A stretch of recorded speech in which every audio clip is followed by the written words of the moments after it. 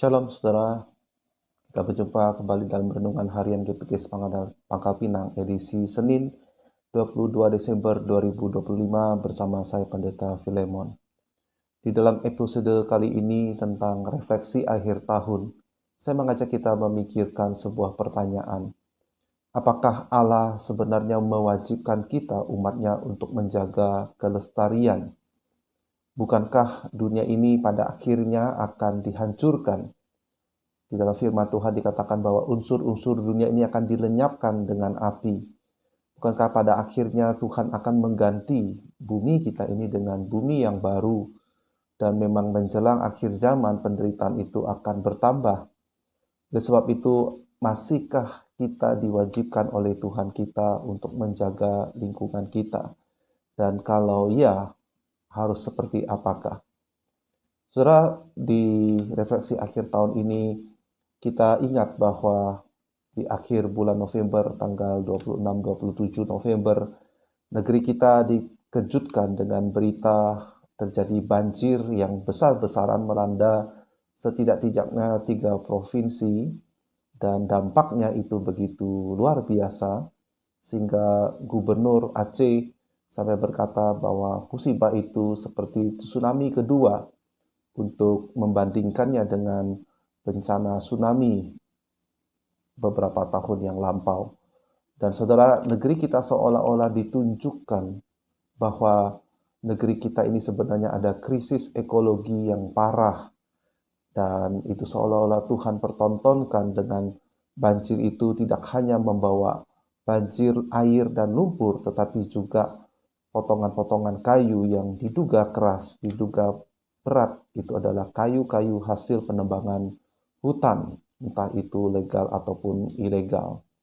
Nah, saudara, ketika saya mencari data hingga tanggal 8 Desember yang lalu, jadi ini sudah cukup tertinggal 8 Desember, data di Indonesia menunjukkan sebenarnya terjadi di tahun 2025 ini sebanyak 1.503 kejadian banjir di seluruh Indonesia pada tahun 2025.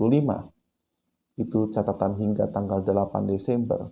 Yang dilanjutkan dengan cuaca ekstrim sebanyak 644 kasus, dan juga kebakaran hutan dan lahan sebanyak 546 kasus, dan tanah longsor sebanyak 218 kasus. Ini data yang saya dapatkan berdasarkan sebuah lembaga.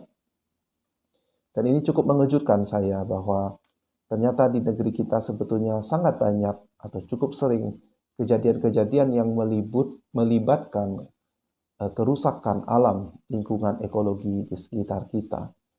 Nah, Bapak-Ibu sekalian, di dalam perjanjian baru memang tidak banyak membicarakan tentang apa yang harus kita lakukan terhadap lingkungan di sekitar kita. Tapi kita bisa mendapatkan hikmat daripada Tuhan berdasarkan firman-Nya yang tertulis di dalam perjanjian lama. Misalnya, saudara, di dalam Imamat pasal 25, Tuhan mengatur kepada bangsa Israel supaya mereka memberi kesempatan kepada tanah pusaka yang mereka miliki, tanah produktif yang mereka pakai untuk menghasilkan makanan, untuk menjalankan roda ekonomi mereka. Tuhan memerintahkan mereka adanya sebuah upaya pelestarian. Saya bacakan Imamat 25 ayat 3 hingga 7. 6 tahun lamanya engkau harus menaburi ladangmu, dan 6 tahun lamanya engkau harus merantingi kebun anggurmu dan mengumpulkan hasil tanah itu. Tetapi pada tahun yang ketujuh, haruslah ada bagi tanah itu suatu sabat, masa perhentian penuh, suatu sabat bagi Tuhan. Ladangmu janganlah kau taburi, dan kebun anggurmu janganlah kau rantingi. Dan apa yang tumbuh sendiri dari penuaianmu itu, janganlah kau tuai. Dan buah anggur dari pokok anggurmu yang tidak dirantingi, janganlah kau petik. Tahun itu harus menjadi tahun perhentian penuh bagi tanah itu. Hasil tanah selama sabat itu haruslah menjadi makanan bagimu, yakni bagi dirimu sendiri, bagi budakmu laki-laki, dan bagi budakmu perempuan, bagi orang upahan dan bagi orang asing di antaramu yang semuanya tinggal padamu. Juga bagi ternakmu dan bagi binatang liar yang ada di tanahmu, segala hasil tanah itu menjadi makanannya. Jadi dari sini kita bisa melihat Tuhan itu punya kepedulian kepada kelestarian tanah, yaitu kesuburannya. Itulah sebabnya Tuhan tetapkan hari ketujuh adalah hari Sabat bagi tanah, dan itu tetap bisa dimakan atau dipetik, tetapi untuk konsumsi sehari-hari, bukan hanya untuk tuan rumah, tetapi juga untuk karyawan, hamba, bahkan orang asing, bahkan ternak, tetapi juga termasuk binatang-binatang liar yang ada di tanahmu. Jadi inilah cara Tuhan untuk supaya tanah Israel itu tetap subur, tetap lestari. Ada satu masa, 1 tahun perhentian istirahat bagi Sabat ini. Nah, pada prakteknya, pada kenyataannya, kemudian bangsa Israel tidak lagi menaati perintah ini, dan karena dosa-dosa yang lain yang mereka lakukan terhadap Tuhan, akhirnya Tuhan menghukum mereka dengan mereka dikalahkan oleh bangsa Babilonia, Raja Nebukadnezar. Dan ketika hukuman itu dijatuhkan, ternyata salah satu motifnya adalah untuk mengembalikan Sabat bagi tanah yang selama puluhan tahun diabaikan oleh bangsa Israel. Dari mana saya bisa tahu? Karena ini tertulis di dalam 2 Tawarik pasal 36 ayat 19 hingga 21. Mereka membakar rumah Allah, yaitu bangsa Babilonia, merobohkan tembok Yerusalem dan membakar segala puri dalam kota itu dengan api, sehingga musnahlah segala perabotannya yang indah-indah. Mereka yang masih tinggal dan yang luput dari pedang, diangkutnya ke Babel, dan mereka menjadi budaknya dan budak anak-anaknya sampai kerajaan Persia berkuasa. Dengan demikian, genaplah firman Tuhan yang diucapkan Yeremia, sampai tanah itu pulih dari akibat dilalaikannya tahun-tahun Sabatnya, karena tanah itu tandus selama menjalani Sabat, hingga genaplah 70 tahun.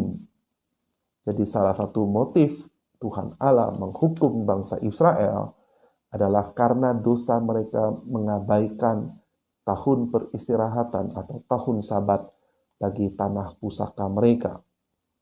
Sehingga pembuangan itu adalah sebagai balasan dari Tuhan supaya tanah itu bisa mendapatkan kesuburannya kembali.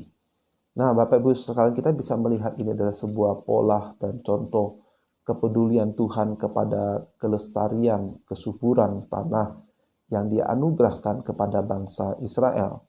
Kita mungkin bertanya, kenapa Tuhan tidak membuat tanah itu subur terus-menerus? Nah, Bapak Ibu Saudara, kita perlu memahami bahwa Tuhan Allah kita itu memang adalah Allah yang pencipta, yang maha kuasa, yang menciptakan dunia ini dengan kuasanya yang ajaib. Tetapi Dia juga adalah Allah yang mendesain bagaimana cara kerja dunia ini dengan segala hukum-hukum alam yang diciptakan dan Dia tetapkan bagi alam di planet kita ini. Itulah sebabnya Tuhan Allah tidak mau kalau bangsa Israel itu hanya mengandalkan anugerahnya dan mengabaikan, mengabaikan hukum-hukum alam yang Tuhan sudah tetapkan. Artinya Tuhan ingin bangsa Israel itu bekerja sesuai dengan rancangannya. 6 tahun bekerja, 1 tahun tanah itu harus mengalami pemulihan, peristirahatan, dan memberi kesempatan kepada hewan-hewan liar untuk bisa melestarikan keberadaan mereka. Kemudian kita tahu dalam perjalanan dunia ini, perjalanan sejarah, perintah tentang tahun Sabat ini sudah tidak pernah lagi dilakukan. Bahkan di saat gereja-gereja ya di zaman Perjanjian Baru, memang Tuhan tidak memerintahkan agar perintah tahun Sabat ini harus ditegakkan kembali. Memang tidak, Bapak Ibu sekalian. Tetapi kita harus mengakui bahwa sebetulnya Tuhan Allah itu punya kepedulian terhadap kelestarian bagi lingkungan kita. Sebetulnya ada ayat-ayat lain, ada contoh-contoh lain yang bisa saya berikan. Tetapi ini adalah renungan yang sifatnya sederhana, pendek, dan cukup untuk kita bisa pahami. Jadi, Bapak Ibu sekalian, Tuhan Allah sebetulnya rindu supaya umatnya ini memelihara bumi ini. Tugas pertama Adam dan Hawa adalah menguasai bumi ini.